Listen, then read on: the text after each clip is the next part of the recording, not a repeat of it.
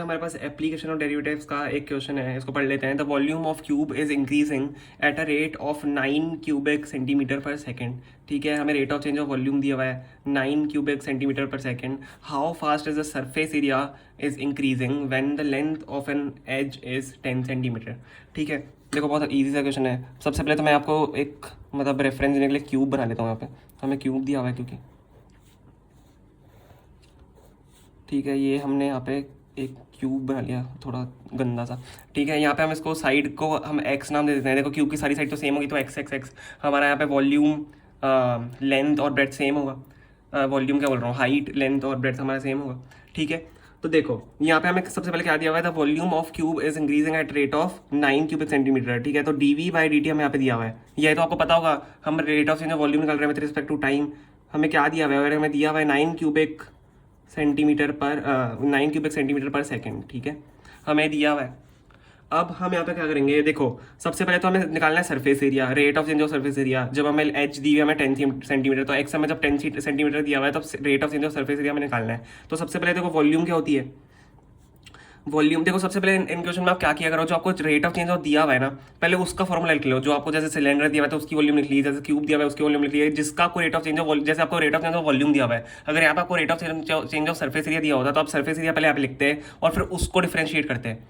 ठीक है, क्योंकि आपको उसकी वैल्यू तो दी हुई है। मैं आपको बताता हूँ अगर आपको समझ नहीं आ रहा है। देखो वॉल्यूम आपकी क्यूब की क्या होती है, हमने अगर साइड एक्स लिया तो एक्स क्यूब।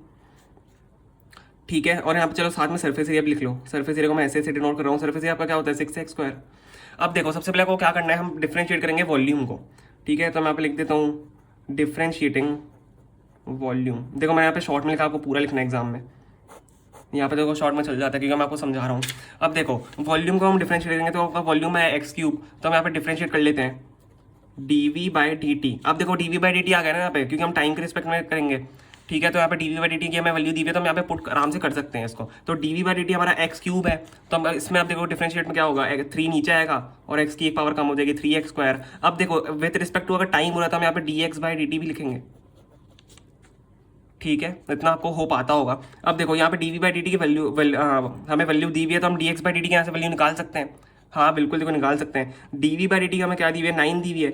9 = 3x² dx/dt।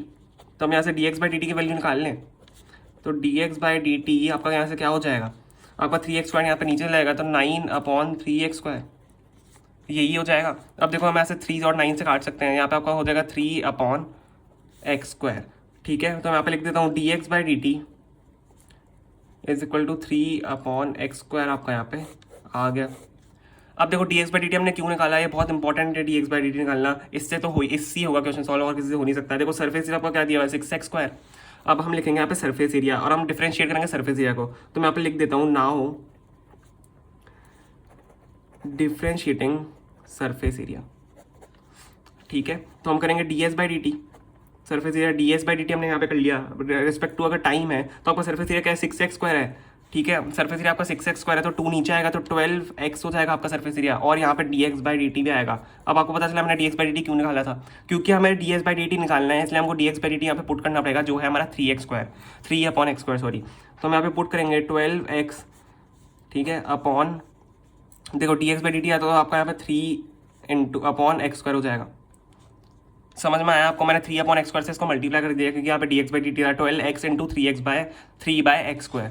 ठीक है, अब देखो यहाँ से 1 से 1x से 1x यहाँ पे कट जाएगा तो ds/dt = आपका 1x से 1x कट गया तो आपका 12 3 यहाँ पे हो जाएगा 12 × 3 अपॉन आपका यहाँ पे हो जाएगा x। ठीक है, अब हमें क्या बोला है, अब हमें बोला है कि यहाँ पे x की वैल्यू हमें 10 लेनी है। ठीक है, हमें क्या बोला है, देखो increasing when the length of an edge is 10 centimetre. तो सबसे पहले तो हम 12 3 यहाँ पे कर लेते हैं, 36 आपका हो जाएगा। 36/x आपका सरफेस एरिया आ गया। आपका ds/dt 36/x आ गया। तो ds मैं यहाँ पे लिख देता हूँ ds/dt = 36/x, और हमें x क्या बोला है यहाँ पे 10 सेंटीमीटर निकालने के लिए बोला है। तो यहाँ पे आप इसको ब्रैकेट में करके x = यहाँ पे नीचे 10 सेंटीमीटर छोटा सा लिख देना। ठीक है, तो आपका यहाँ पे क्या हो जाएगा 36/10 = 3.6 सेंटीमीटर² पर सेकेंड, क्योंकि आपका सरफेस एरिया इसलिए हम स्क्वायर लेंगे। ठीक है, तो आपका यही ds/dt आपका ये आंसर आ जाएगा 3.6 सेंटीमीटर² पर सेकेंड। ठीक है, देखो बहुत ईजी था। आपको सबसे पहले क्या करना है, आपको वॉल्यूम आपको दी हुई है, मतलब जो आपको दिया हुआ है, मैंने जैसे आपको बताया था dv/dt जैसा आपको दिया हुआ है, तो सबसे पहले आप वॉल्यूम का डिफरेंशिएशन कर लो। ठीक है, वॉल्यूम का डिफरेंशिएशन करके आपको dx/dt मिल जाएगा। ठीक है, और फिर सरफेस एरिया का डिफरेंशिएट करके dx/dt उसमें पुट करके आप आंसर इसका निकाल सकते हो आराम से।